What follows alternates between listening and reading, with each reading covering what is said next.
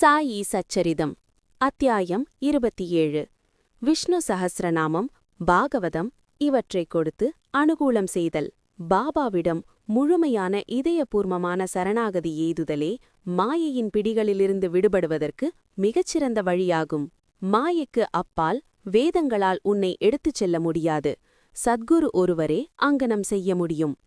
பரம்பொருளை எல்லா ஜீவராசிகளிடமும் காண முடியும். சில நாட்களுக்குப் பின்னர் பாபா விஷ்ணு சஹஸ்ரநாமத்தை ஷாமாவுக்கு ஆரம்பித்து வைத்து அவருக்கு அருள் செய்ய நினைத்தார். ஓ ஷாமா, இப்புத்தகம் மிகவும் பலனுள்ளது. எனவே இதை உனக்கு பரிசளிக்கிறேன். ஒரு முறை நான் தீவிரமாக கஷ்டப்பட்டேன். எனது இதயம் துடிக்கத் தொடங்கி ஆபத்தான நிலையில் இருந்தது.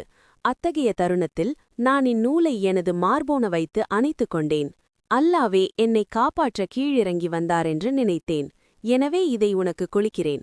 தினம்தோறும் குறைந்தபட்சம் ஒரு நாமத்தையாவது படி, அது உனக்கு நன்மை செய்யும்.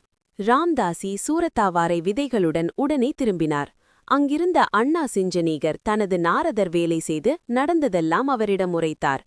ராம்தாசி உடனே கோபப்பட்டு ஷாமாவை திட்டினார். புத்தகத்தை திருப்பித் தரவில்லையானால் தன் மண்டையை உடைத்துக் கொள்ளப் போவதாக கூறினார். பின் பாபா அவரை அன்புடன் நோக்கி, ஓ ராம்தாசி, என்ன விஷயம்? ஏன் இவ்வளவு கோபப்படுகிறாய்?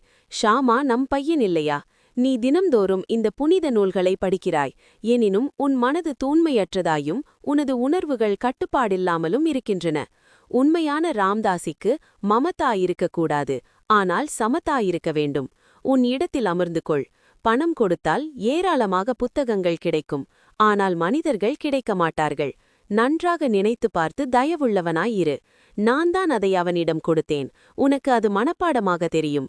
ஷாமா அதை படித்து பலனடைய வேண்டும் என்று நான் எண்ணினேன் என்றார். பாபாவின் மொழிகள் எவ்வளவு இனிமையாக இருக்கின்றன. அவைகளின் பலன் ஆச்சரியமானது. ராம்தாசி அமைதியானார்.